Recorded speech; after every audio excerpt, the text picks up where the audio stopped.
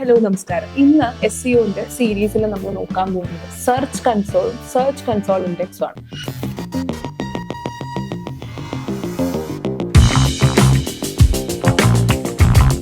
ഒരു വെബ്സൈറ്റ് നിങ്ങളുടെ ക്ലയന്റോ അല്ലെങ്കിൽ നിങ്ങളോ ഉണ്ടാക്കി, പക്ഷേ ഇത് ഗൂഗിൾ ചെയ്ത് കഴിയുമ്പോൾ ഗൂഗിളിൽ കാണിക്കുന്നില്ല. അതല്ലെങ്കിൽ നിങ്ങളുടെ ബിസിനസ് പ്രൊഫൈൽ അറ്റാച്ച് ചെയ്യുന്ന സമയത്ത് മാത്രം നിങ്ങളുടെ വെബ്സൈറ്റ് കാണിക്കുന്നു. അല്ലെങ്കിൽ ഫോർ എക്സാമ്പിൾ നിങ്ങളുടെ വെബ്സൈറ്റ് ഒരു ഡിജിറ്റൽ മാർക്കറ്ററിനെ പറ്റിയിട്ട് ഒരു പോർട്ട്ഫോളിയോ ലിസ്റ്റ് ചെയ്തിട്ടുള്ള വെബ്സൈറ്റ് ആണെന്ന് വിചാരിക്കാം. പക്ഷേ ഡിജിറ്റൽ മാർക്കറ്റർ ഇൻ കൊച്ചി എന്നടിക്കുമ്പോൾ നിങ്ങളുടെ വെബ്സൈറ്റ് ഒന്നും കാണിക്കുന്നില്ല. അപ്പോൾ ബേസിക്കലി അതിന്റെ ഒരു ആകത്തുക ഉത്തരം എന്ന് പറയുന്നത് കീവേഡും SEO ഒന്നും ആ വെബ്സൈറ്റിന് ചെയ്തിട്ടില്ല എന്നുള്ളതാണ്. പക്ഷെ അതിന്റെ ആദ്യത്തെ പ്രശ്നം എന്ന് പറയുന്നത് നിങ്ങൾ ഗൂഗിളിൽ നിങ്ങളുടെ വെബ്സൈറ്റ് ലിസ്റ്റ് ചെയ്തിട്ടില്ല എന്നുള്ളതാണ്. ഇതിനെ കുറച്ചും കൂടി ലഘൂകരിച്ച് സംസാരിക്കാനാണ് എങ്കിൽ, നമ്മളൊരു വെബ്സൈറ്റ് ഉണ്ടാക്കി കഴിഞ്ഞാൽ ആ വെബ്സൈറ്റ് നമ്മൾ ഏത് പ്ലാറ്റ്ഫോമിൽ ഉണ്ടാക്കിയാലും അതിനെ നമ്മുടെ ഗൂഗിളിന്റെ സെർച്ച് കൺസോളിൽ ഇൻഡെക്സ് ചെയ്യുകയും അതിന്റെ ഓരോ പേജും നമ്മൾ സൈറ്റ് മാപ്പ് യൂസ് ചെയ്തിട്ട് സൈറ്റ് മാപ്പ് ഇൻഡെക്സ് ചെയ്യുകയും വേണം. ഇങ്ങനെയാണ് നമ്മളൊരു വെബ്സൈറ്റിന് നമ്മൾ ഗൂഗിളിലേക്ക് ഇങ്ങനെ ഒരു വെബ്സൈറ്റ് ഇവിടെ ഉണ്ട്, ഇതൊക്കെയാണ് ഈ വെബ്സൈറ്റിന്റെ പേജുകൾ എന്ന് പറഞ്ഞുകൊണ്ട് കൊടുക്കുകയും അവസാനം അതിന്റെ ഒടുവിലാണ് നമ്മൾ ഈ വെബ്സൈറ്റ് കംപ്ലീറ്റ് ചെയ്യുന്നത്. ഇന്നത്തെ വീഡിയോയിൽ എങ്ങനെ നമ്മൾ ഗൂഗിൾ സെർച്ച് കൺസോളിൽ നമ്മുടെ വെബ്സൈറ്റ്സ് ലിസ്റ്റ് ചെയ്യാമെന്നും അതിന് യൂസ് ചെയ്യേണ്ട ടൂൾസും അതിന്റെ പ്രൊസീജിയറും ലൈവായിട്ട് നിങ്ങൾക്ക് കാണിച്ചു തന്നുകൊണ്ട് നമുക്ക് ഇന്നത്തെ വീഡിയോ തുടങ്ങാം. ദിസ് ഈസ്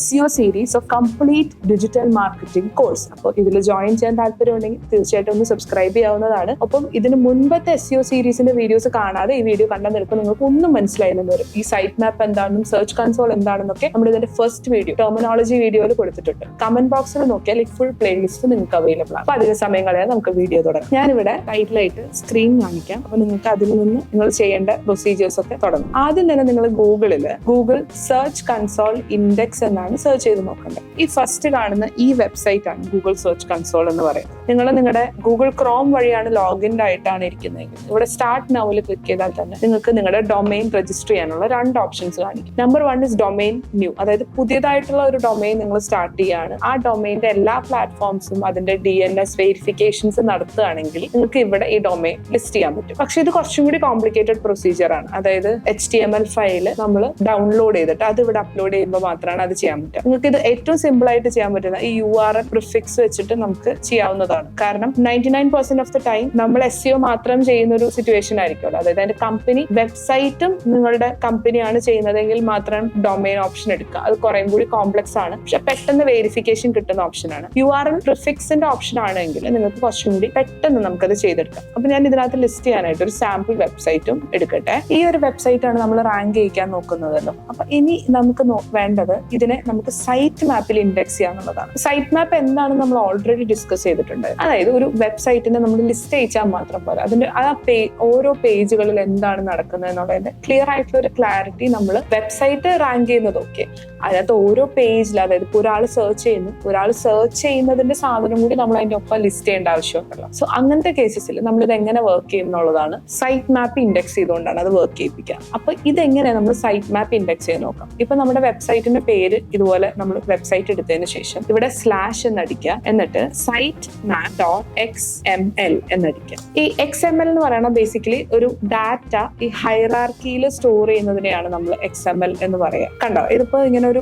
ഹൈറാർക്കിയിൽ ഇത് സ്റ്റോർ ചെയ്യുന്നതിനെയാണ് പറയാം. നമുക്ക് ഇത് കോപ്പി ചെയ്തിട്ട് add a new site map എന്ന് പറയുന്ന ഓപ്ഷനിൽ ഞെക്കി ഇതിനെ .html ഓപ്ഷനിൽ ക്ലിക്ക് ചെയ്ത് സബ്മിറ്റ് കൊടുത്ത് ഇതിനെ നമുക്ക് സൈറ്റ് മാപ്പിന് സബ്മിറ്റ് ചെയ്യാം. കണ്ടോ, ഇത്രയേ ഉള്ളൂ സൈറ്റ് മാപ്പ് വെരിഫിക്കേഷൻ എന്ന് പറയുന്നത്. അപ്പോൾ ഇതിലുള്ള ഓരോ പേജസും അതിൽ അറ്റാച്ച് ആയി വരികയും അങ്ങനെ ഇത് വീക്കിലി ഇങ്ങനെ അപ്ഡേറ്റ് ചെയ്തുകൊണ്ടിരിക്കും. ഇതിന്റെ അപ്ഡേഷന്റെ വേറൊരു എക്സാമ്പിൾ ഞാൻ നിങ്ങളെ കാണിച്ചു തരാം. ഇവിടെ ഞാൻ ഈ സൈറ്റ് മാപ്പിന്റെ അങ്ങോട്ട് പോയി കഴിഞ്ഞാൽ കണ്ടോ, ഇത് നമ്മൾ 9-ാം തീയതി ബ്ലോഗിന്റെ പോസ്റ്റ് നമ്മൾ സൈറ്റ് മാപ്പ് ചെയ്തതാണ്. കണ്ടോ, 17th ലാസ്റ്റ് 17-ാം തീയതി വരെ ഇത് ഇങ്ങനെ റീഡ് ചെയ്തുകൊണ്ടേയിരിക്കും. ഇതിനെ നമ്മൾ സൈറ്റ് മാപ്പ് ഇൻഡെക്സ് ചെയ്യാന്ന് പറയാം. ഇനി സം കേസസിൽ ഇവിടെ തന്നെ നിങ്ങൾ താഴെ കണ്ടു കഴിഞ്ഞാൽ കുഡിൻ ഫെച്ച് എന്ന് പറഞ്ഞ് കാണിക്കുന്നുണ്ടോ. ഇങ്ങനത്തെ ഇഷ്യൂസ് വരുമ്പോൾ നിങ്ങൾ സൈറ്റ് മാപ്പിന് പകരം സൈറ്റ് മാപ്പ് /atom.html എന്നടിക്കണം. അത് ഞാൻ ഒരു എക്സാമ്പിൾ കാണിച്ചു തരാം. ഇപ്പൊ സൈറ്റ് മാപ്പ് .html പകരം ഇതിങ്ങനെ മാറ്റിയിട്ട് atom.html എന്നടിക്കണം. ഇങ്ങനെ അടിച്ചിട്ട് നിങ്ങൾക്ക് ഇതിനെ റാങ്ക് ചെയ്യിപ്പിക്കാൻ ശ്രമിക്കാം. അപ്പൊ ഇത് കുറച്ചും കൂടി ഡിഫിക്കൾട്ട് ആണ് ഇത് റാങ്ക് ചെയ്ത് കിട്ടാൻ, പക്ഷെ സ്റ്റിൽ പോസിബിൾ ആണ്. ചില സമയങ്ങളിൽ ചില വെബ്സൈറ്റ്സിനെ നമുക്ക് കറക്റ്റ് ആയിട്ട് റാങ്ക് റാങ്ക് ചെയ്യിപ്പിക്കാൻ പറ്റില്ല. അങ്ങനത്തെ സാഹചര്യങ്ങളിലാണ് നമ്മൾ ആറ്റം HTML പോലുള്ള ഓപ്ഷൻസ് നമ്മൾ എടുക്കുക. അതല്ലെങ്കിൽ നമ്മൾ ഓരോ പേജ് സെപ്പറേറ്റ് ആയിട്ട് നമുക്ക് റാങ്ക് ചെയ്യിപ്പിക്കാൻ പറ്റും. അതായത് ഇപ്പൊ ഇവിടെ നോക്കിക്കഴിഞ്ഞാൽ നമ്മൾ ആറ്റമും നമുക്കിവിടെ കറക്റ്റ് ആയിട്ട് റാങ്ക് ചെയ്യിപ്പിക്കാൻ പറ്റിയില്ല, ആറ്റമും ഫെച്ച് ചെയ്യുന്നുണ്ടായിരുന്നില്ല ഡീറ്റെയിൽസ്. അപ്പൊ നമ്മൾ എന്ത് ചെയ്യുന്ന വെച്ച് കഴിഞ്ഞാൽ ഞാൻ ഇത് എങ്ങനെ ചെയ്യാമെന്ന് നിങ്ങൾക്ക് കാണിച്ചു തരാം. ഇത് കറക്റ്റ് ആയിട്ട് സൈറ്റിൽ ഇൻഡെക്സ് ചെയ്ത് വന്നതിന് ശേഷം ഇത് റാങ്ക് ചെയ്യാൻ തുടങ്ങും നന്നായിട്ട്. ഇപ്പൊ നമ്മൾ പ്രൊജക്ട്സിന്റെ ഭാഗം മാത്രം എടുക്കുന്നു. അപ്പൊ brijingeorge.com/project/site.x അടിക്കാം. എന്നിട്ട് നിങ്ങൾ ഇത് കോപ്പി ചെയ്തിട്ട്, ഇതിപ്പോ ഇവിടെ ഇങ്ങനെ കാണിച്ചാലും പ്രശ്നമില്ല, ഇത് കോപ്പി ചെയ്തിട്ട് നിങ്ങൾ ഓരോരോ പേജ് ആയിട്ട് സൈറ്റ് ഇൻഡെക്സ് ചെയ്യാം. അപ്പൊ ഇത് നിങ്ങൾക്ക് ഓരോരോ പേജ് ആയിട്ട് നിങ്ങൾക്ക് സൈറ്റ് ഇൻഡെക്സ് ചെയ്യാൻ പറ്റും. അങ്ങനെ നിങ്ങൾക്ക് ഇൻഡെക്സ് ചെയ്യാം. അല്ലെങ്കിൽ നിങ്ങൾക്ക് ഇവിടെ ഈ ഭാഗത്ത് ബ്ലോഗ് എന്ന് മാത്രം അടിച്ചു കൊടുത്ത് സബ്മിറ്റ് ചെയ്യാം. അങ്ങനെ സെപ്പറേറ്റ് നിങ്ങൾക്ക് ഇതിപ്പോ ഇവിടെ ഫെച്ച് ചെയ്യുന്നില്ല, പക്ഷെ ഞാൻ പറഞ്ഞതാണ് നിങ്ങൾക്ക് ഇങ്ങനെ ഫെച്ച് ചെയ്യാൻ പറ്റുന്നില്ല, കുഡിന്റ് ഫെച്ച് എന്ന് കാണിക്കുകയാണെങ്കിൽ 2-3 ദിവസം കഴിഞ്ഞിട്ട് ട്രൈ ചെയ്യാം. ചിലപ്പോൾ ഡൊമൈൻ പ്രൊവൈഡേഴ്സിന്റെ പ്രശ്നമായിരിക്കും. നമ്മൾ വളരെ ചീപ്പർ ഓപ്ഷൻസ് അല്ലെങ്കിൽ ചീപ്പർ ആയിട്ട് സ്ഥലങ്ങളിൽ നിന്ന് ഡൊമൈൻസ് എടുക്കുന്ന സമയത്ത് ചിലപ്പം സെർച്ച് കൺസോൾ ഫെച്ച് ചെയ്യുന്ന സമയത്ത് ഡീറ്റെയിൽസ് കിട്ടണമെന്നില്ല. റീട്രൈ ചെയ്യുക. atom.xml ട്രൈ ചെയ്ത് നോക്കാം. അതല്ലെങ്കിൽ നിങ്ങൾ ഈച്ച് പേജ് സെപ്പറേറ്റ് റാങ്ക് ചെയ്യാൻ നോക്കാം. ഇങ്ങനെയാണ് നമ്മളിത് ചെയ്യണത്. ഇതാണ് ഇതിന്റെ മാനുവൽ ഫോർമാറ്റ്. ഇത് സിമ്പിൾ ആയിട്ട് ചെയ്യാൻ പറ്റുന്ന ഒരു പ്ലഗിൻ ആണ് റാങ്ക് മാത്ത് എന്ന് പറയുന്നത്. റാങ്ക് മാത്ത് യൂസ് ചെയ്തിട്ടുള്ള വളരെ ഇൻഡെപ്ത് ആയിട്ടുള്ള SEOന്റെ ട്യൂട്ടോറിയൽസ് നമുക്ക് അടുത്ത ദിവസങ്ങളിലെ വീഡിയോസിൽ വരും. അപ്പോൾ എനിക്കറിയാം ഞാൻ കുറച്ച് ദിവസമായിട്ട് വീഡിയോസ് പോസ്റ്റ് ചെയ്തിട്ടില്ല. ഓൾമോസ്റ്റ് ഒരു 10 days ബ്രേക്ക് വന്നിട്ടുണ്ട്. അപ്പൊ ഇനി നമുക്ക് വളരെ ആവേശകരമായിട്ട് വീണ്ടും പഠിക്കാം. അപ്പൊ ആവേശം ഒട്ടും കളയുമ്പോൾ അടുത്ത വീഡിയോയിൽ കാണാം. ബൈ.